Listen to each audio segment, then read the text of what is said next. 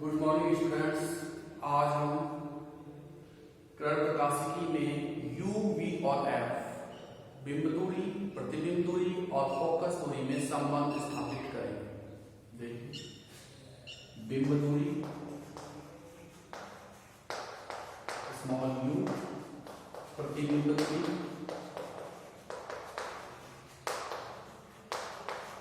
We और focus दूरी में फोकस दूरी स्मॉल एफ में संबंध। क्या संबंध होता है यू वी एफ में? क्या संबंध? देखिए, सबसे पहले हम एक दर्पण लेते हैं, अवतल दर्पण। ये है इसका मुख्य अक्ष,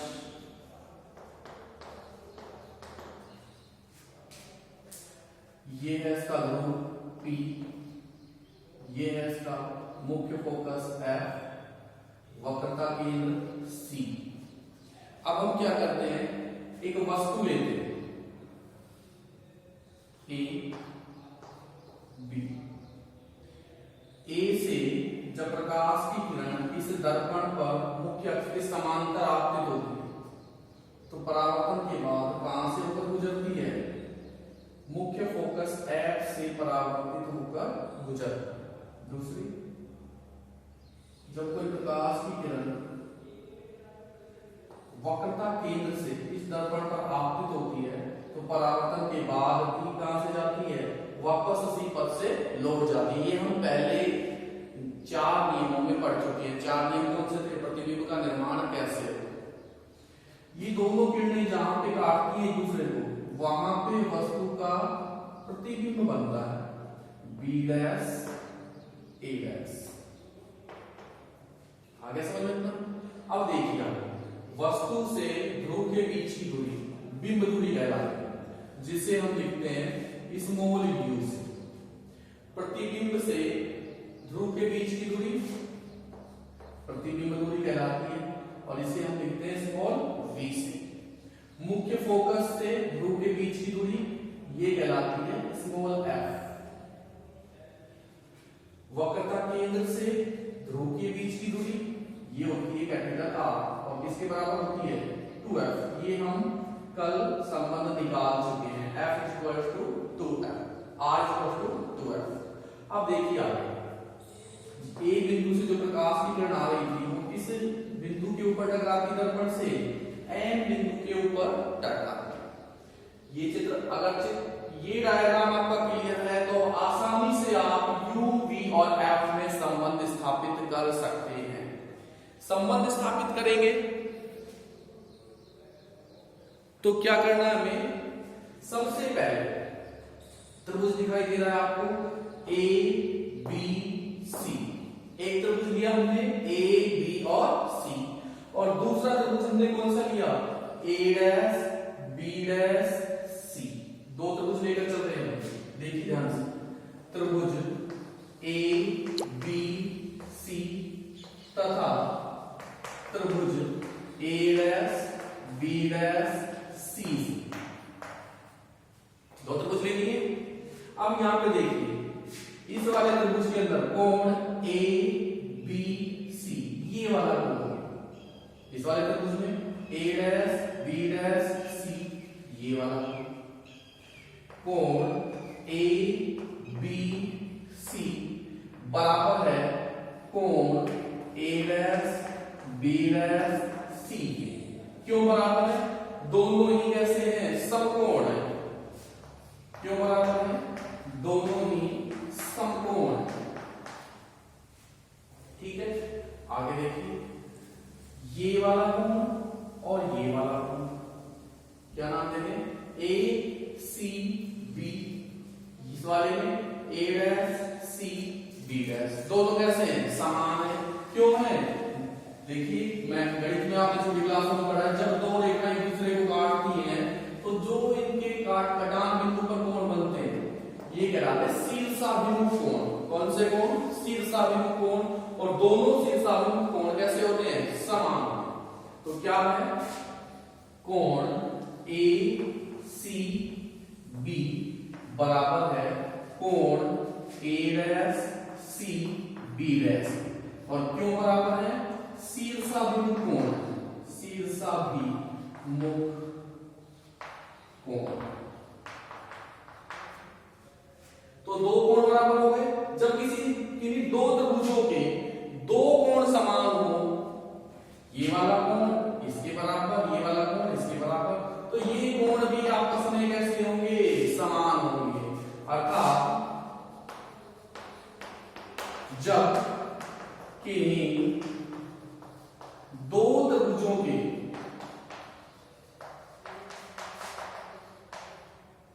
दो कोण समान हो तो उनका तीसरा कोण भी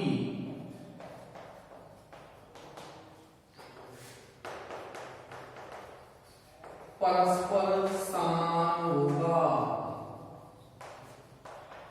ऐसा होगा, समान होगा। तो जब किन्हीं दो त्रिभुजों के तीनों कोण समान हो तो दोनों त्रिभुज एक दूसरे के कैसे होते हैं? समरूप होते हैं। तब त्रिभुज ए बी सी समरूप होगा त्रिभुज ए डैश बी डैश सी। तो रिजल्ट क्या है? जब दोनों त्रिभुजों के तीनों कोण समान है तो दोनों त्रिभुज कैसे होंगे? परस्पर समरूप होंगे। और इसके बाद हमने प्रमेय पढ़ी हुई है, यहां तक आगे समझ में? तो देखिए, मिटा देते हैं इसे।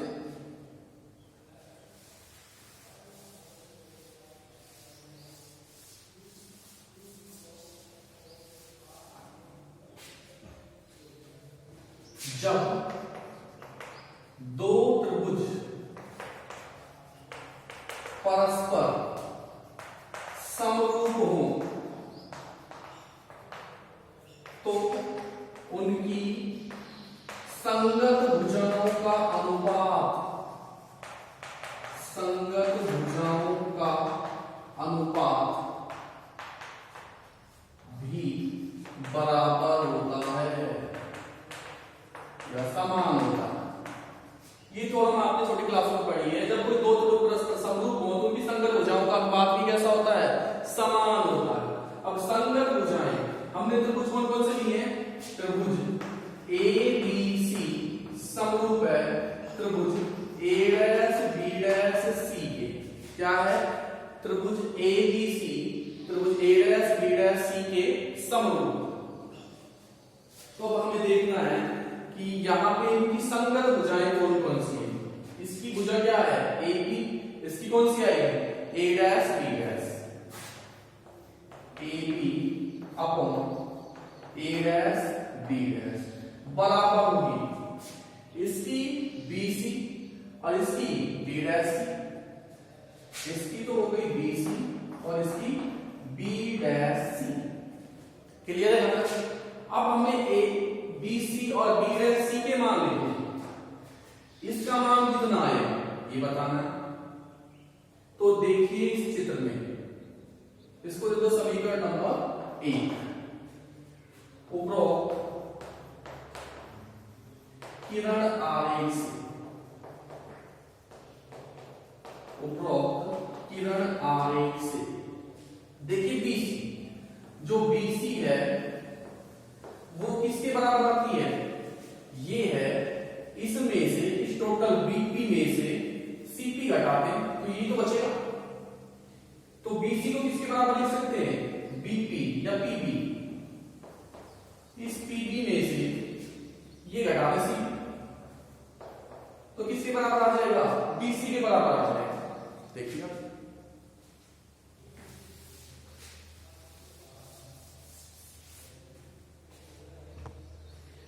बीसी का मान है पीसी माइनस सी और पीबी ये दूरी किसके बराबर है? यू की। तो हम क्या लिख सकते हैं? बीसी बराबर पीबी का मान है यू माइनस पीबी का मान है यू माइनस, अब देखो सीपी किसके बराबर है? आर के, और आर किसके बराबर है? एफ के। एफ के रूप में क्यों ले रहे हैं? क्योंकि हम संबंध किसमें निकाल रहे हैं? यू बी और एफ में संबंध निकाल रहे हैं। तो तो यहां पे CP की जगह क्या लिख सकते हैं 2F। ये तो किसका मान आ गया BC का। अब इसके चिन्ह भी देख लीजिए, चिन्ह परिपाटी याद है, दर्पण के बाईं ओर जो भी दूरियां हैं वो सारी की सारी कैसी आएंगी धनात्मक। जो U है वो बाईं तरफ है तो ये कैसा आएगा माइनस में आएगा।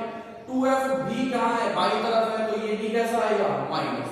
तो दोनों पे को किससे गुणा कर दें माइनस से, तो क्या आ जाएगा माइनस U, और ये माइनस है और माइनस से ही गुणा कर दें तो क्या बन जाएगा BC का मान 2F माइनस माइनस प्लस हो गया, प्लस का 2F माइनस U। ये आ गई हमारे पास समीकरण नंबर 2। अब क्या निकालना है B डैश C, ये B डैश रहा ये C रहा, ये निकालना है। इसमें से ये घटा दें तो B डैश C बराबर इसके लिख दें B डैश C निकालना, इसमें से CP में से B डैश P घटा दें, CP में से B डैश P घटा दें, इसमें से ये घटाएंगे तो ये बचेगा और ये हमें निकालना है। और इसका मान कितना है 2F, CP का मान है 2F minus B dash P, ये मान इसके बराबर है प्रतिबिंब दूरी के बराबर है और इसका मान कितना है स्मॉल v के बराबर है।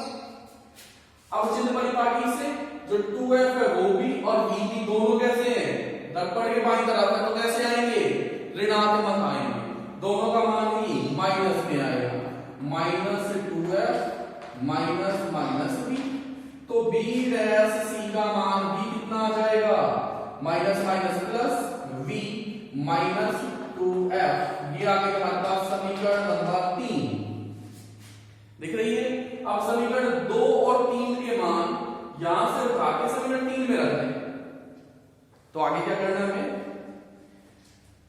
ये मिटा दीजिए,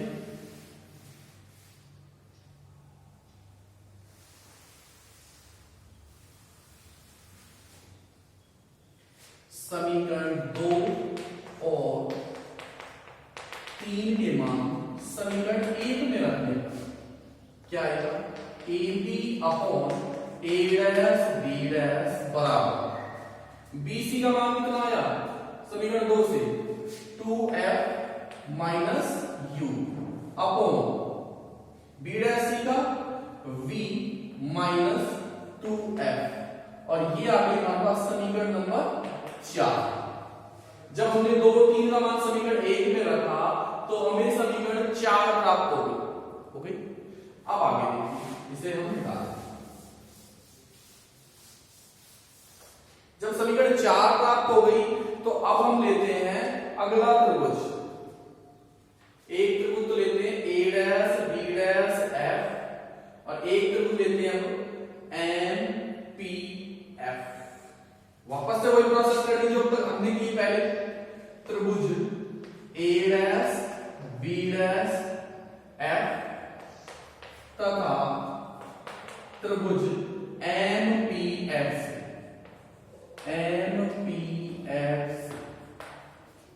देखिए दोनों त्रिभुज दिख रहे हैं A dash B dash F NPF। अब यहां पे ये देखिए ये वाला कोण ये स्ट्रेट लंब होता ये वाला दोनों कोण कैसे हैं समकोण है तो परस्पर कैसे होंगे समान होंगे। तो क्या नाम होगा कोण का A dash B dash F कोण A dash B dash F बराबर होगा किसके NPF कोण NPF। क्यों होंगे दोनों कैसे हैं परस्पर समकोण है, परस्पर समकोण। अगला देखिए ये वाला कोण इस वाले कोण के बराबर है, क्यों क्योंकि दोनों कैसे हैं शीर्षाभिमुख कोण। तो क्या कौन सा कोण होगा A dash F B dash NFP कोण A dash F B dash बराबर होगा कोण NFP। और दोनों कोण कैसे हैं शीर्षाभिमुख कोण, शीर्षाभिमुख कोण। जब किसी त्रिभुज के दो कोण बराबर हो तो तीसरा कोण भी कैसा होगा, बराबर होगा। जब किन्हीं दो त्रिभुजों के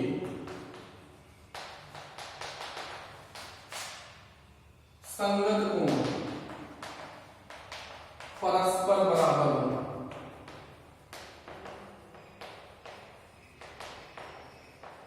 तो उनका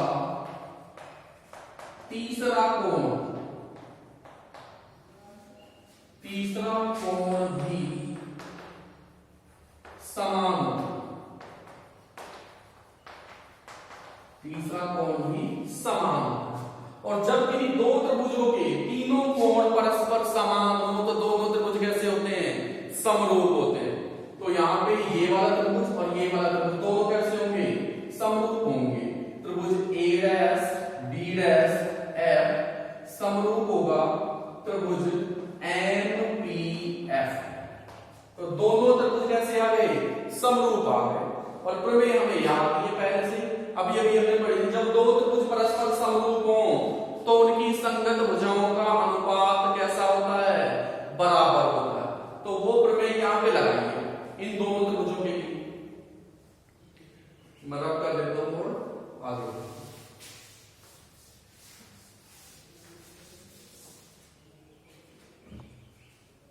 त्रिभुज हमारे पास कौन से हैं, त्रिभुज ए डैश बी डैश एफ समरूप किसके बता रहे हैं, त्रिभुज एन पी एफ।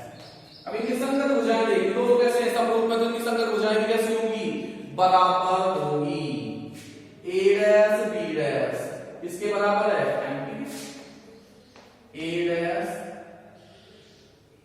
पहले ये ले लो क्योंकि हमने उसमें भी ए डैश बी डैश नहीं चाहिए, M P upon A dash B dash इसके बराबर होगी, ये देखना है M P upon A dash B dash इसकी ये वाली इसके बराबर, इसकी ये दोनों संगत भुजाएं हो गई।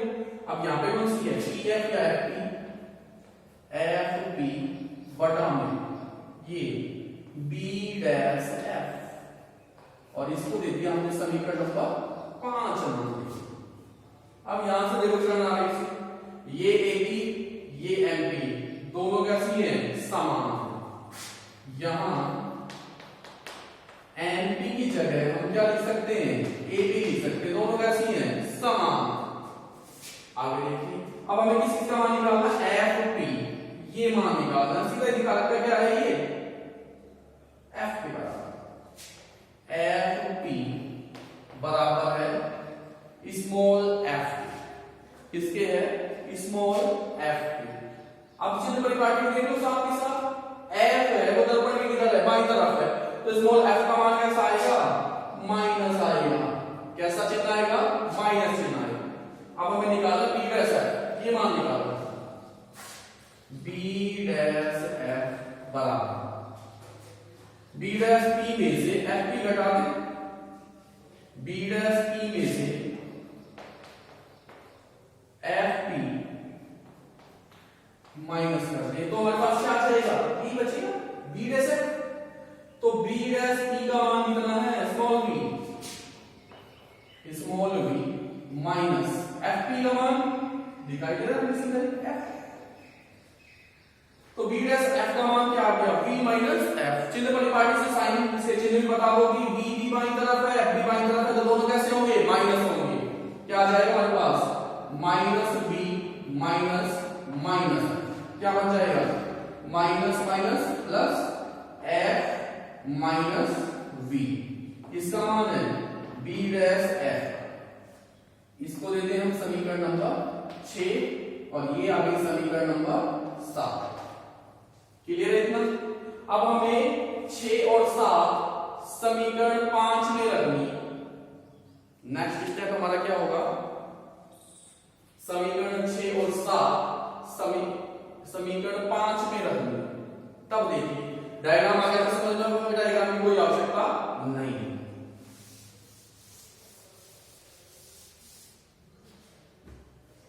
तो समीकरण 6 और 7 का मान समीकरण 5 में रख दें, तब क्या आएगा?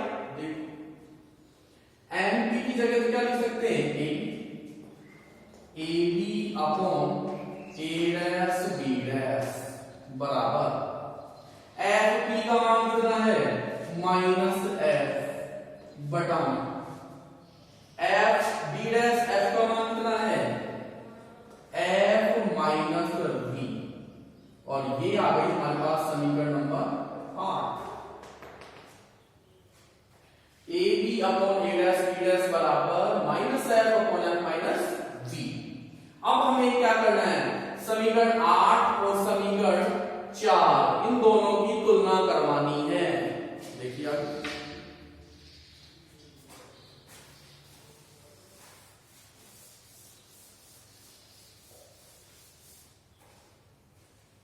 समीकरण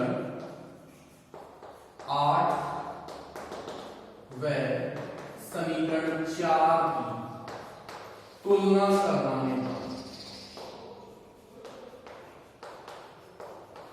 तुलना करवाइए। A B upon A dash B dash, A B upon A dash B dash. बाएं पक्ष दोनों समीकरणों के समान है, तो दाएं पक्ष भी कैसे होंगे? समान होंगे। क्या आएगा? लिख लीजिए उसका दायां पक्ष 2f minus u upon v minus 2f बराबर minus f upon f minus v। दोनों के दाएं पक्ष बराबर कर दिए।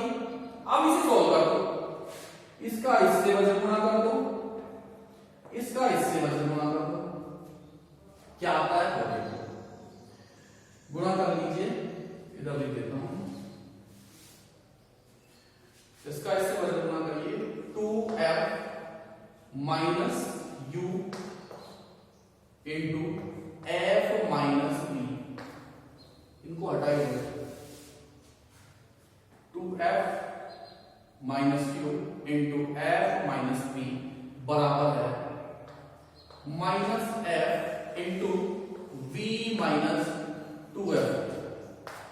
अब मल्टीप्लाई करो 2f into f 2f square plus minus minus 2f into v 2v minus plus minus u into f uf minus minus plus uv बराबर minus plus minus v into f minus minus plus 2f square.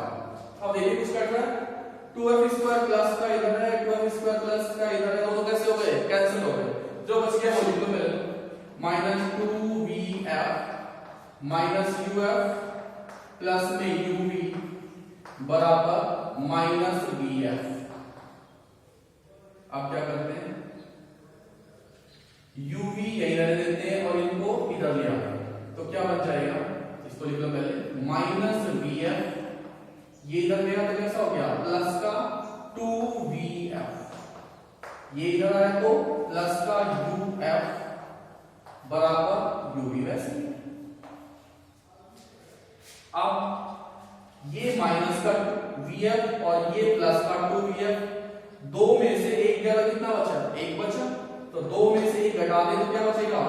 vf plus में uf is equal to uv, और इसे दे देते हैं हम समीकरण number 9। कौन सी समीकरण आ गई हमारे पास? समीकरण नंबर 9 हमें प्राप्त हो गई। अब क्या करना है? हमें समीकरण 9 की सहायता से uvf में संबंध प्रदर्शित करना है, तो क्या करें? देखिए आगे, समीकरण 9 के दोनों पक्षों में uvf का भाग देने पर क्या आएगा? ये दो भाग vf अपॉन uvf प्लस में uf upon uvf is equal to uv upon UVF। Clear है इतना? VF से VF कैंसिल, U से U कैंसिल, F से F कैंसिल, UV से UV कैंसिल। जो बच गया वो लिख दो। 1/U प्लस में 1/V is equal to 1/F। ये कहलाता है हमारा दर्पण स्रोत। बिंब दूरी, प्रतिबिंब दूरी और फोकस दूरी में परस्पर संबंध, इसे कहते हैं हम दर्पण स्रोत या UVF में संबंध।